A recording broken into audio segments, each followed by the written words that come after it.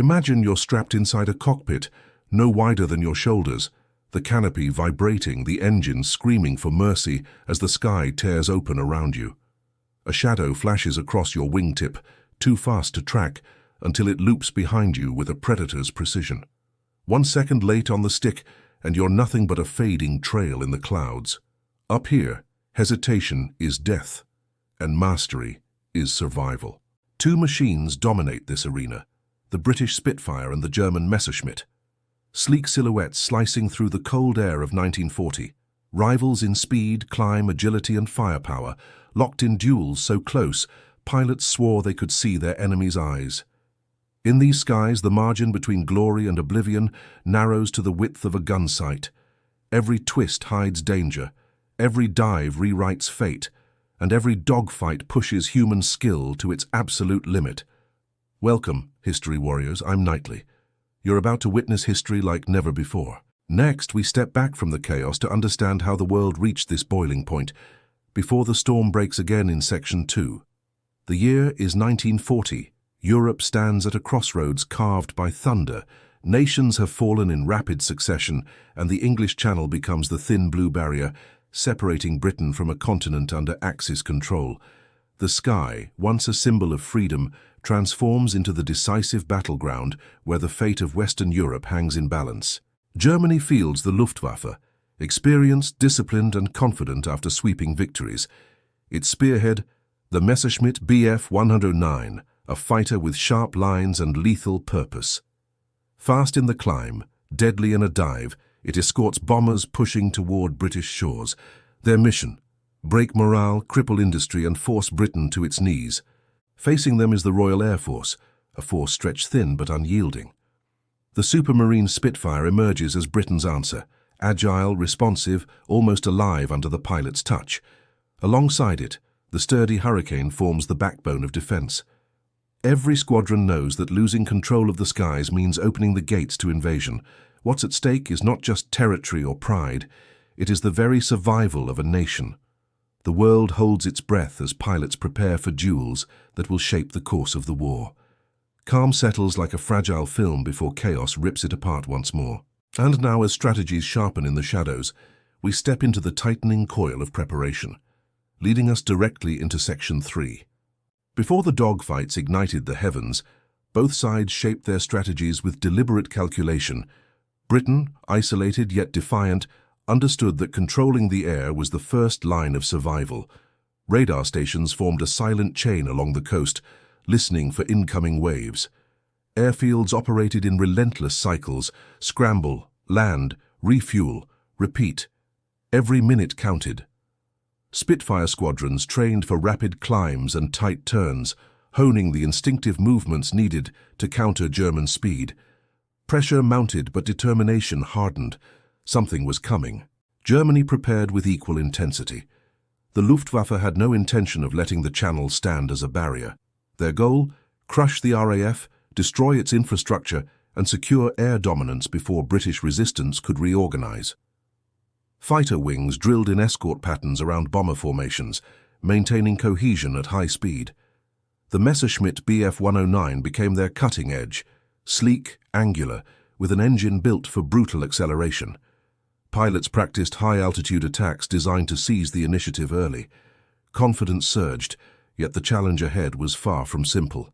Each side studied the other with growing precision. German intelligence believed Britain's fighter strength was on the verge of collapse, underestimating both production resilience and strategic adaptability. British command analyzed the Luftwaffe's flight paths, noting patterns, altitude preferences, formation spacing, timing between waves. Every detail formed a puzzle that, once understood, could be exploited. This gathering of information unfolded quietly, beneath the roar of engines, shaping decisions that would soon determine life or death. Commanders carried the psychological weight of the coming trial. On the British side stood Air Chief Marshal Hugh Dowding, calm, analytical, methodical. He understood that pilots were not an expendable resource and crafted a defensive system built on conservation and precision rather than flashy aggression. His decisions often appeared cautious, but they were rooted in clarity. Britain could not afford reckless losses. Facing him, the Luftwaffe's leadership embodied contrasting temperaments. Hermann Göring, ambitious and forceful, believed air power would bring swift victory.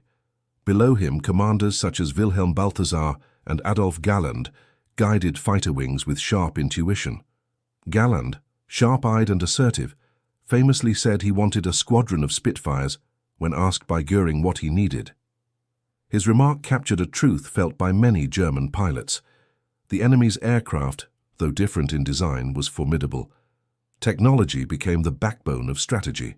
The Spitfire's elliptical wing wasn't merely aesthetic, it reduced drag, granting elegant stability at high speed. Its Rolls-Royce Merlin engine delivered power smoothly, allowing pilots to feel every response through the stick. Its advantage lay in turning arcs, making it deadly in tight spirals. The aircraft felt agile, almost intuitive, qualities British pilots praised endlessly. The Messerschmitt, by contrast, embodied raw efficiency. Powered by the Daimler-Benz DB601, it climbed aggressively, excelled in vertical maneuvers, and struck with cannons capable of shredding targets quickly. Its cockpit visibility and fuel injection system offered advantages in dives and sudden reversals.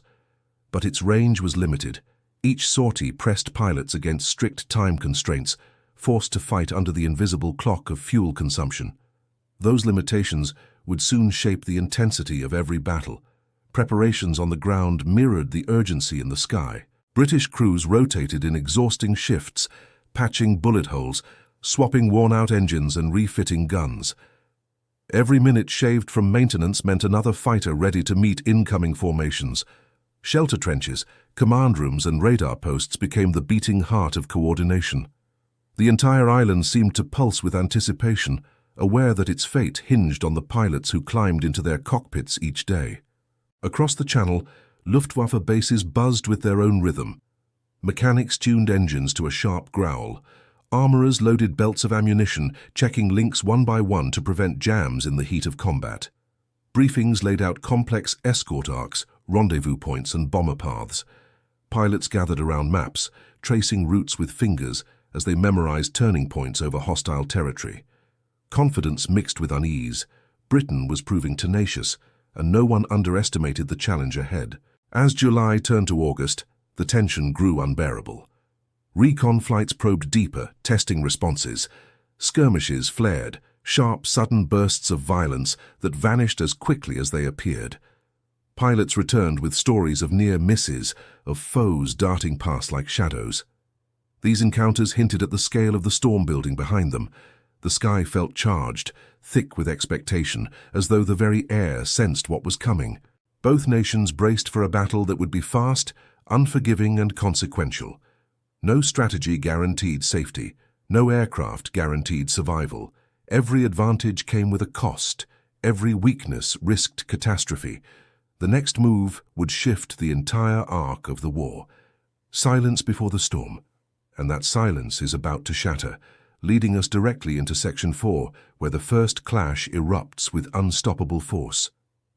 Dawn breaks in streaks of pale gold as radar posts detect the first incoming wave. Operators call out bearings with steady precision. Headquarters confirms, hundreds of aircraft crossing the channel. The order cuts through the tension. Scramble. Pilots sprint from dispersal huts, boots pounding dirt, adrenaline slamming forward. Engines roar to life, coughing smoke before settling into a thunderous growl. Spitfires surge down the runway, lifting into the sky with elegant fury. Below, Britain braces. Above, the battlefield awakens. But this is only the beginning. High above the channel, the Messerschmitt formations glide like steel arrows. Their engines hum with purpose. Bf-109 circle bombers holding tight escort patterns. German pilots scan the horizon, knowing British fighters will strike soon. They take altitude advantage, climbing higher, waiting to pounce. The sun at their backs blinds their foes, a tactic practiced countless times. Below them, bombers drone steadily toward their targets. The enemy has not yet shown itself, but every pilot feels the tension coil. The trap is set and it won't be empty for long. Contact comes fast. British controllers vector Spitfires into climbing arcs. As altitude rises, condensation forms white streaks behind the wings. Pilots grip controls, eyes sharp, breaths controlled. Suddenly, specks on the horizon. A heartbeat later, the sky fills with shapes, Messerschmitts diving from above. The first pass is brutal. Cannons flash, tracers slice the air. A Spitfire jerks violently, its wingtip shearing smoke. The formation fractures, pilots breaking formation into instinctive evasive spirals.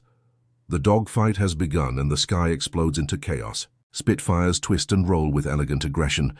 A pilot banks hard left, skimming the edge of a dive as a Bf-109 streaks past. He yanks the stick back, catching the German fighter in a tightening loop. The Spitfire's turning advantage pays off. He lines up the shot. Short bursts, tracers flash. The Messerschmitt peels away trailing smoke, vanishing into a cloud bank. No time to celebrate. Another shadow swoops down behind him. He drops into a sudden dive, feeling the G-force crush against his ribs. Every second is survival. Down below, bombers push forward. Hurricanes intercept them head-on, guns blazing. Messerschmitts peel away from the melee, diving to defend their charges. This creates a momentary gap. Spitfires surge through. They strike fast, scattering bomber formations. The sky fills with fragments of formation patterns collapsing under pressure. British pilots weave between enemy squadrons, dodging cannon fire, chasing opportunities in split-second windows. Momentum swings back and forth, uncertain, violent, electric, but the fight is only intensifying. A Spitfire climbs sharply, stalling just below the enemy's altitude advantage. The pilot kicks the rudder, flipping the aircraft into a sideways skid as a Bf-109 overshoots. He slots into pursuit, throttling forward.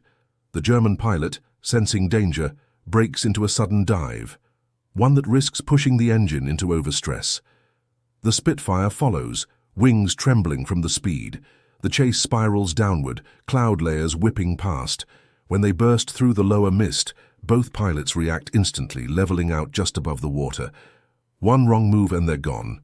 Meanwhile, another duel rages higher above. A Messerschmitt loops over the top of a Spitfire, using superior climb to seize position. The British pilot counters with a barrel roll, kicking sideways into a high-speed scissors maneuver.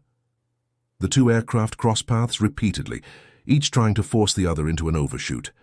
At these speeds, reaction times shrink to instinct alone. Both engines strain, both wings shudder. Finally, the Spitfire manages a tighter turn, momentarily slipping behind the 109. Guns fire, short, controlled bursts. The German fighter veers off, damaged but still flying. The duel resets, neither side dominating. So across the sky, more engagements ignite. The air becomes a storm of spirals, dives, streaks and flashes. Pilots report seeing friends pass within meters, locked in fights of their own. The radio crackles with clipped calls, warnings, sightings, urgent requests. Yet much of the battle is silent inside the cockpit, broken only by engine noise and the rattle of gunfire. Every decision is immediate. Every mistake is fatal.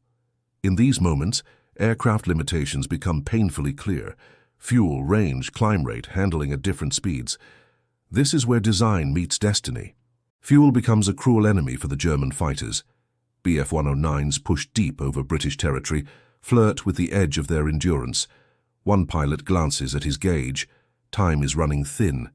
He breaks combat, climbing sharply to rejoin his group. But a Spitfire spots the vulnerable withdrawal. It closes the distance with steady precision.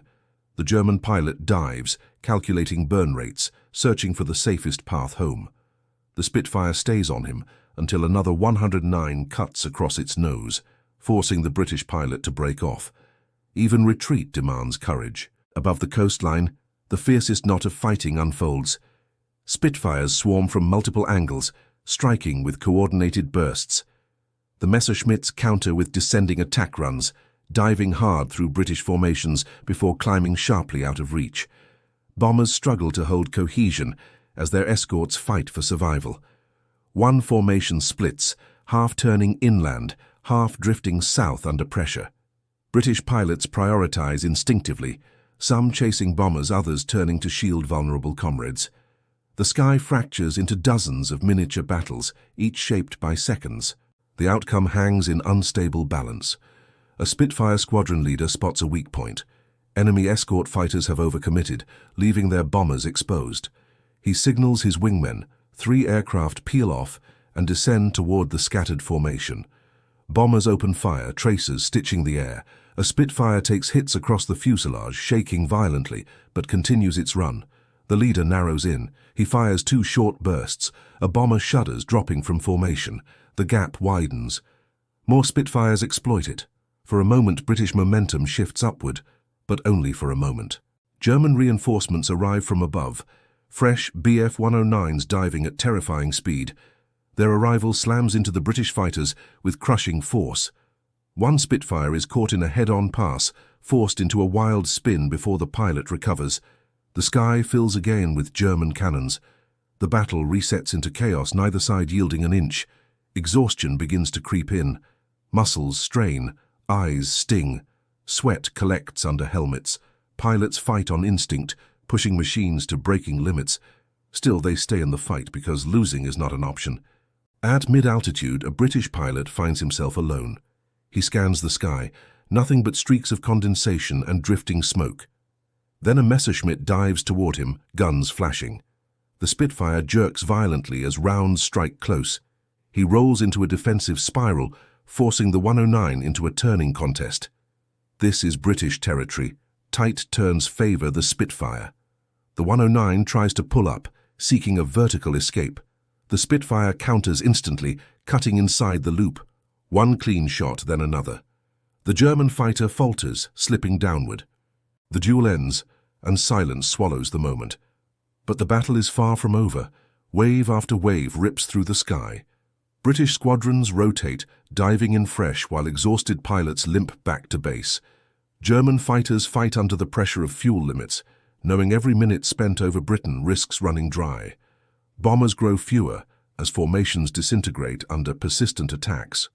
Some press on, others turn back early. The complexity of the fight becomes overwhelming, a living, moving maze of strategy, instinct, and raw courage. The tide trembles but still refuses to turn. Near the coastline, the final clashes of the day ignite. Those returning home are intercepted by lingering enemy fighters. 2 Spitfires chase a damaged bomber, only to be ambushed by a pair of Bf-109s rising from the clouds below. The fight spirals downward toward the sea, sunlight flickering off the water as the dogfighters descend. They burst through the haze, barely meters above the surface. One Spitfire pulls up just in time, the other skimming so low the spray kisses its belly. No one dares blink. As the sun begins to drop, the sky finally clears. Smoke drifts across the horizon.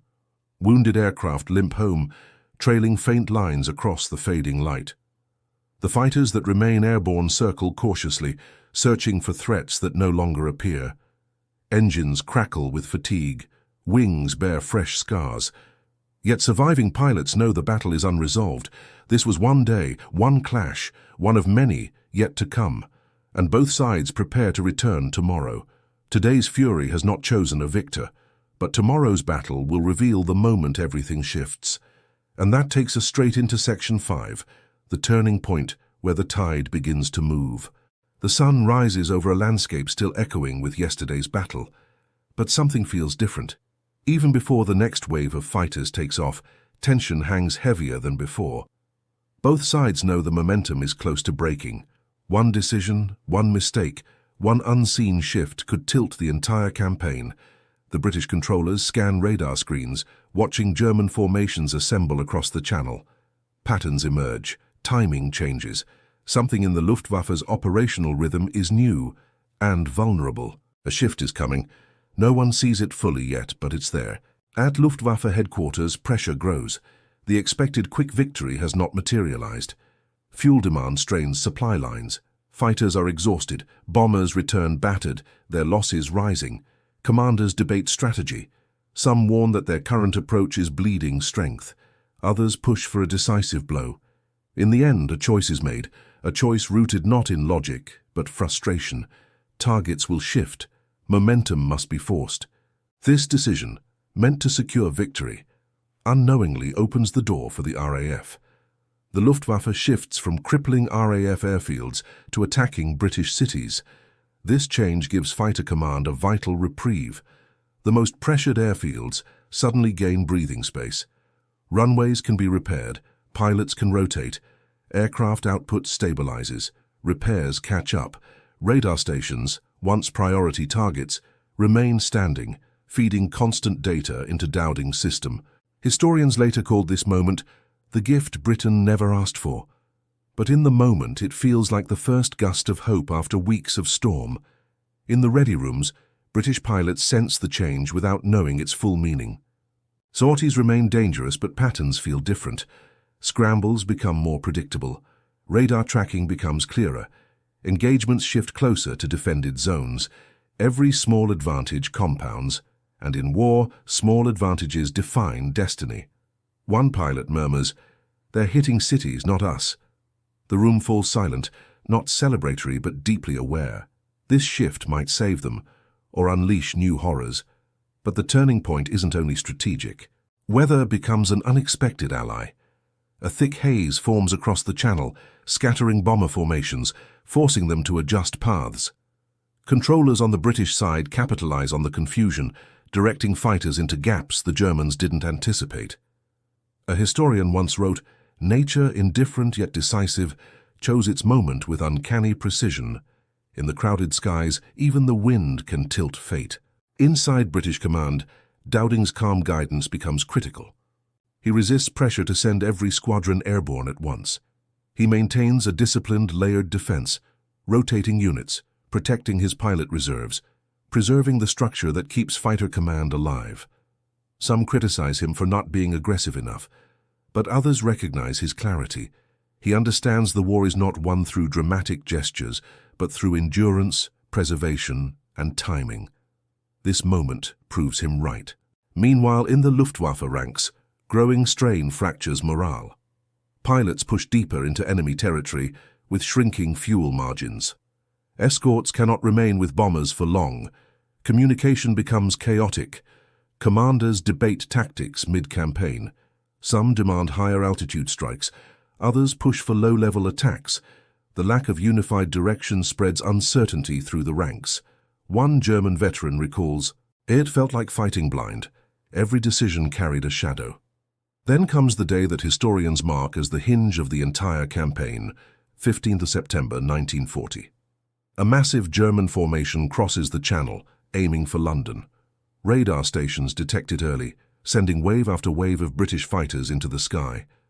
The scale is enormous, the stakes unmistakable. As the formations close in, both sides reach the razor edge of exhaustion. And here, in the pressure and chaos, the true turning point reveals itself. The RAF commits nearly every available squadron. Spitfires aim for the escort fighters. Hurricanes plunge for the bombers. The sky erupts into a colossal, all-consuming battle. Pilots fight with a ferocity born of survival. British ground observers watch in awe as the air fills with twisting shapes. Fighters diving, climbing, weaving in tight spirals. But something stands out. British formations remain cohesive. German formations begin to fragment.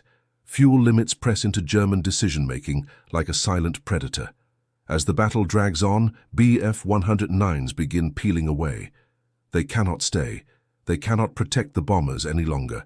One after another, they break off for home. The bombers push on, but without their shield, they become exposed. British fighters seize the moment. They tear into the bomber streams, scattering them across the sky. For the first time in weeks, the German assault falters mid-strike.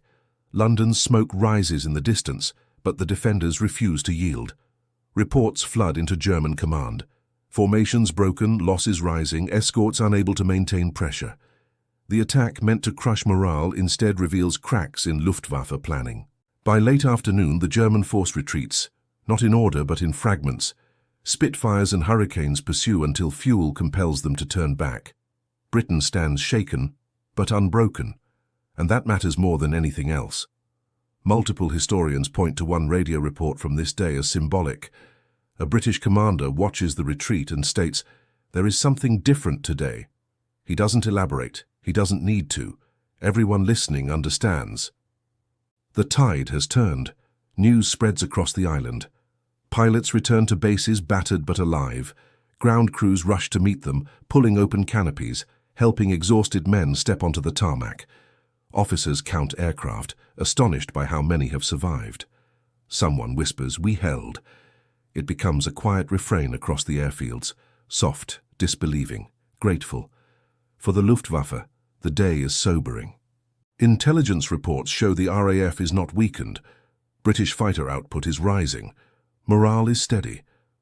Commanders realize their earlier estimates were flawed. They had fought under assumptions that no longer match reality. And with autumn approaching, weather windows shrink. Fuel grows scarcer. Losses increase. The campaign's momentum has slipped away, quietly, decisively. From this moment forward, Germany shifts from pressing the attack to reacting to British resistance. The offensive spirit fades. Defensive caution grows. And Britain, once on the edge of collapse, stands taller.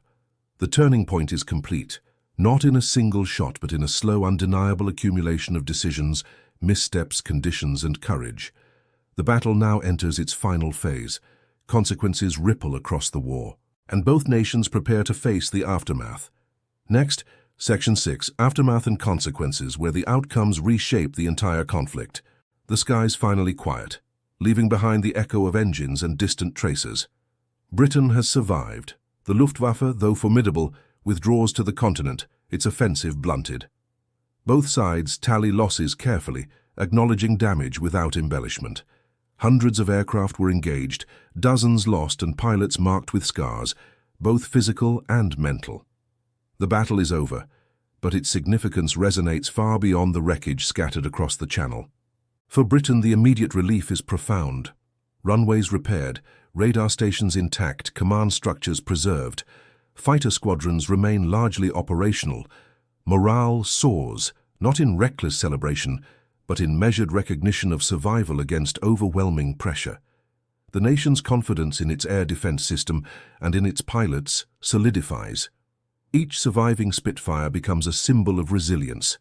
Every pilot, a testament to discipline and skill. Germany faces a strategic setback. Luftwaffe commanders recognize that assumptions about rapid victory were flawed. Bombing raids have inflicted civilian and industrial damage, but the RAF endures. Losses among fighter escorts, though limited in number, reveal vulnerabilities. Pilots return fatigued, aircraft worn, and the campaign's momentum diminished. The misjudgment of British production capacity, pilot rotation, and radar intelligence has immediate consequences. Germany must pause, reassess, and adapt. Territorially, nothing changes immediately. London and southern England remain intact, yet the threat of renewed attacks lingers. The psychological effect on both sides is tangible. British citizens find renewed courage in survival. German forces encounter frustration, and the sobering realization that dominance is not assured. This pause gives Britain time to strengthen, repair, and prepare for the next engagements. Human cost, though always measured in numbers rather than spectacle, is significant. Pilots suffer exhaustion and stress beyond the visible. Ground crews labor for hours under strain to maintain operational readiness. Families await news of loved ones, sometimes learning only through official notices. The aftermath is as much about human endurance as it is about destroyed machines. Every loss leaves a ripple in squadrons, in towns, and in history itself. Long-term, the consequences are profound. The Luftwaffe's failure to secure air supremacy ensures that any invasion plan, Operation Sea Lion, becomes increasingly untenable. Britain consolidates defenses and begins to innovate further, optimizing radar networks, fighter tactics, and logistics. Lessons learned during these battles inform subsequent campaigns, shaping both strategy and doctrine. The fight over the skies of England becomes a defining chapter in the wider war. Morale, leadership, and adaptation emerge as decisive factors. Britain's commanders, notably Dowding, gain credibility for restraint and tactical foresight. Pilots gain confidence in aircraft, squadron coordination, and survival instinct. Germany's leadership confronts the limits of planning without flexibility. The battle teaches a stark lesson. Technological advantage alone cannot guarantee victory. Strategy, adaptation, and human endurance are equally vital. Even months later, the echoes of these dogfights influence planning. Air campaigns, production priorities, and training programs shift in response.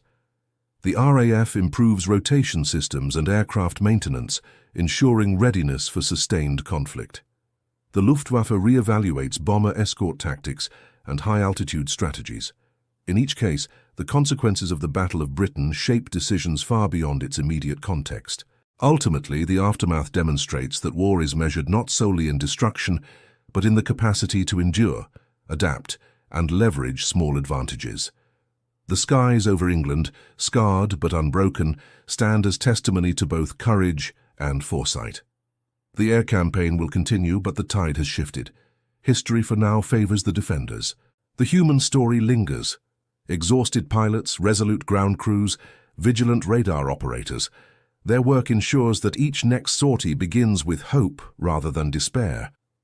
Lessons learned here about resilience, preparation, and timing will guide strategy in the months and years to come. And now in Section 7 we reflect on what these events reveal, the deeper analysis, the strategic insights, and the lessons embedded in the aerial struggle. History often distills the chaos of battle into neat summaries. Victory, loss, numbers. But the Battle of Britain teaches something far subtler. Air supremacy is not merely about aircraft or firepower. It is about systems, discipline, and human decision-making. Dowding's layered defense exemplifies the power of organization, foresight, and patience.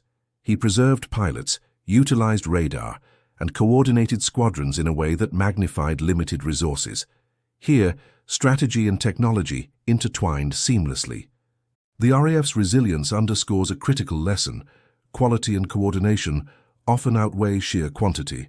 Spitfires and Hurricanes were fewer in number than the attacking Luftwaffe, yet their effective deployment, paired with timely intelligence, allowed pilots to leverage their aircraft's strengths fully. Every sortie was choreographed against both opportunity and risk. Tactical discipline, rotational management, and clear communication amplified impact. Survival itself became a strategic tool, preserving the strength of the defending force for decisive engagement. German errors reveal contrasting lessons. Overconfidence, miscalculated objectives, and rigid adherence to prior plans exposed vulnerabilities. A focus on bombing cities instead of RAF infrastructure provided crucial reprieve. Effective leadership alone cannot compensate for misjudged strategy or underestimation of an opponent. The Luftwaffe's strength in numbers could not overcome the disciplined application of intelligence and defensive preparation. It demonstrates that adaptability, recognizing when strategy falters, is as crucial as firepower. From a technological perspective, dogfights illuminate the interplay of design and human skill. The Spitfire's agility, combined with pilot expertise, often allowed smaller forces to outmaneuver numerically superior opponents. Conversely, the Messerschmitt excelled in climb and speed, but required careful management of fuel and tactics. Each aircraft was a tool. Its effectiveness hinged on understanding its strengths and limitations. Strategy, then, is not merely theoretical. It is enacted through machines, humans, and situational awareness. Leadership lessons resonate beyond the cockpit. Calm, measured command under pressure ensures that resources, pilots, planes, and information are applied with maximum effect. Dowding's restraint contrasts with the aggressive, sometimes impulsive German directives. Clear priorities, patient orchestration, and situational awareness prove decisive, highlighting how human judgment can shape outcomes even in technologically intense conflicts. Strategically, the Battle of Britain offers insight into the dynamics of endurance versus aggression. The Luftwaffe sought immediate, overwhelming results. Britain opted for attrition, preservation, and timely engagement. The result? The defender gained the upper hand, not through force alone, but through calculated sustainability. In modern terms, the campaign exemplifies principles of risk management, force multiplication, and adaptive tactics under high-stakes conditions. Finally, the human element, fatigue, stress, courage, cannot be underestimated. Pilots acted in high-pressure, split-second environments where instinct and training intersected. Ground crews, radar operators, and planners all contributed to an ecosystem where success depended on every link. The Battle of Britain demonstrates that victory in war is a mosaic. Machinery, intellect, endurance, and adaptability fused together under extreme conditions. These lessons remain relevant beyond 1940. Coordination, strategy, and adaptability, tempered by careful leadership and awareness of resources, form the backbone of effective decision-making in conflict. The Battle of Britain is more than a historical event. It is a study in applied strategy, resilience, and the critical balance of human and technological factors in determining outcomes. As the dust settles in the minds of historians and strategists, one truth stands clear. Courage alone does not secure victory, nor does firepower by itself. Victory arises where foresight, adaptation, discipline, and human endurance converge. These reflections guide us into the final chapter, Section 8, where the story reaches its epic closing. Next, Section 8, Epic Closing, a powerful conclusion circling back to the opening and looking forward. So imagine once more that cockpit, engines roaring, the sky a living battlefield. Every twist, every maneuver, every split-second decision now carries weight beyond the horizon. The Battle of Britain was not just a clash of machines, it was a crucible for human courage, skill, and resilience. The Spitfire and the Messerschmitt became more than aircraft. They were instruments of destiny, conducting duels that shaped the course of history. Victory in this context was measured not merely in destroyed planes, but in survival, adaptation, and the endurance of a nation under fire. Britain held. The Luftwaffe's momentum faltered. Leadership, foresight, and calculated risk transformed the tides of the air war. Pilots who returned bore not only the scars of battle, but the stories of resilience, discipline, and instinct honed in the clouds. Thank you for joining me on this journey through one of history's most intense aerial campaigns. If you've been captivated by the skill, strategy, and drama of these dogfights, make sure to like, comment, and subscribe for more cinematic explorations of history. And remember, the story doesn't end here. Next time, Radar and Enigma, tech that changed the war. You won't believe what happened there. The skies have quieted, but the lessons, the courage, and the echoes of that struggle continue to guide us, even today.